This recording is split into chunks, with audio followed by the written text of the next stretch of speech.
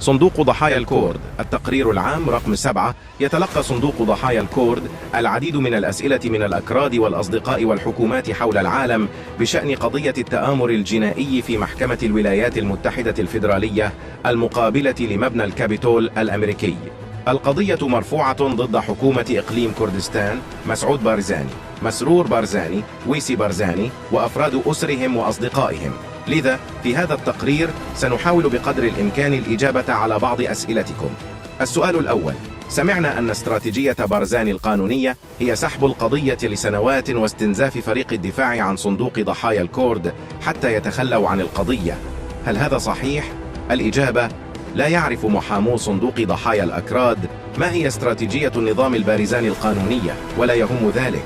الحقيقة التي ستكشف في هذه القضية الكبيرة ستتحدث عن نفسها في محكمة الولايات المتحدة الفيدرالية في واشنطن العاصمة، وفي قاعات الكونغرس الأمريكي، وفي البيت الأبيض. الحقيقة المكشوفة ستتحدث بقوة أيضا في بغداد، دبي، أبو ظبي، الرياض، لندن، أمستردام، ستوكهولم، برلين، والمحكمة الجنائية الدولية في لاهاي.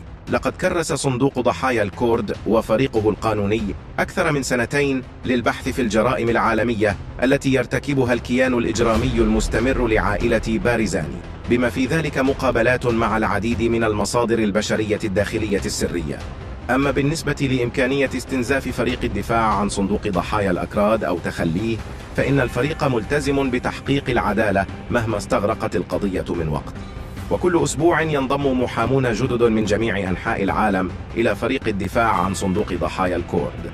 وحتى وقت كتابة هذا التقرير لم يكشف محامو بارزاني عن هويتهم بالكامل بعد. لقد سمعنا فقط من المحامي جو ريدر من مكتب المحاماة في واشنطن العاصمة، غرينبرغ تراوريغ. تم تسمية السيد ريدر الآن كمتهم في القضية، حيث يزعم أنه متآمر في غسيل الأموال الدولي وجرائم أخرى مع الكيان الإجرامي المستمر لعائلة بارزاني. الأدلة الوثائقية الهائلة على هذا، بما في ذلك سجلات البنك الداخلية ورسائل البريد الإلكتروني وتقارير العناوين والاتفاقيات، هي في حوزة محامي صندوق ضحايا الكورد ومؤمنة في خزانة سرية. السؤال: سمعنا أن البارزانيين يقولون للأكراد إن القضية سترفض بسبب حصانة البارزانيين السيادية. هل هذا صحيح؟ الإجابة: لأسباب قانونية قوية. يعتقد المحامون الذين يمثلون صندوق ضحايا الكورد والذين لديهم خبرة واسعة في المحاكم الفيدرالية الأمريكية أن أي محاولة قانونية من البارزانيين ستفشل.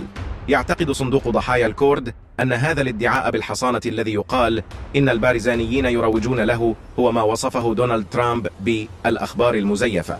ويعتقد صندوق ضحايا الكورد أن البارزانيين يعرفون ذلك، وهم فقط يحاولون إنشاء دخان لتغطية آلاف الجرائم المزعومة في الشكوى.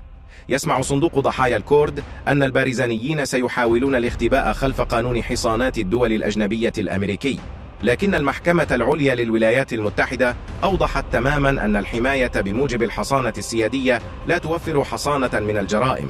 وهذه القضية تدور حول الجرائم الموثقة العديدة التي ارتكبها البارزانيون.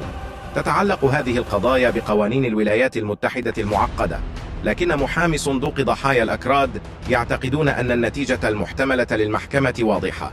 على عكس النظام القضائي في كردستان الذي يدار بشكل ديكتاتوري من قبل البارزانيين، فإن النظام القضائي الأمريكي يعتمد على حكم القانون. المحاكم ملزمة بتلك القوانين، وكذلك البارزانيون في هذه القضية. القاضي الفيدرالي الذي يرأس هذه القضية قد حكم سابقا بأن الدولة الأجنبية المجردة من حصانتها ستكون مسؤولة بنفس الطريقة وبنفس القدر الذي يكون عليه الفرد العادي في مثل هذه الظروف. أيضا على عكس ما قد تبلغ به بعض وسائل الإعلام، فإن القضاة الفيدراليين الأمريكيين غير خاضعين للسياسة. وعلى عكس ما يأمل البارزانيون أن يتم، لا تستطيع حكومة الولايات المتحدة التدخل والأمر برفض القضية. أي ادعاء من البارزانيين بأن الحكومة الأمريكية ستجعل القضية ترفض هو دعاية زائفة وأخبار كاذبة. وقد أوضح الرئيس بايدن الذي يتم إطلاعه على هذه القضية أن حكومة الولايات المتحدة لن تتسامح مع الفساد من قبل أي مسؤول حكومي في أي مكان في العالم. السؤال: من هم المتهمون في هذه القضية؟ الإجابة: أولئك المذكورون في قضية المحكمة في واشنطن العاصمة هم مسعود بارزاني، مسرور بارزاني، ويسي بارزاني، أفراد عائلة بارزاني وأفراد العائلة بالزواج، حكومة إقليم كردستان، والعديد من المتآمرين المجرمين الآخرين.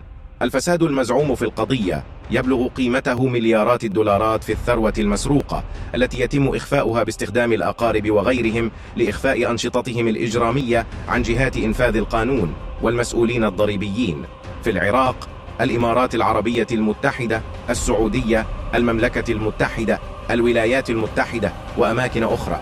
آلاف الصفحات من الأدلة الوثائقية وشهادات الشهود الموجودة الآن في حوزة محامي صندوق ضحايا الأكراد تشمل مواد ووثائق لم يتم الإبلاغ عنها سابقا. مع تقدم المحاكمة ستصبح كل هذه الأدلة متاحة للمدعين الحكوميين والتحقيقات الكونغرسية. بسبب هذه الأدلة التي جمعها صندوق ضحايا الأكراد، يواجه جميع المتهمين المذكورين في القضية الآن خطر الملاحقات الجنائية من قبل الحكومات، مع عقوبات محتملة بالسجن، فقدان تراخيص المحاماة وبطاقات الإقامة، وغرامات مالية ضخمة. إلى اللقاء، ونراكم في الحلقة الثامنة إن شاء الله.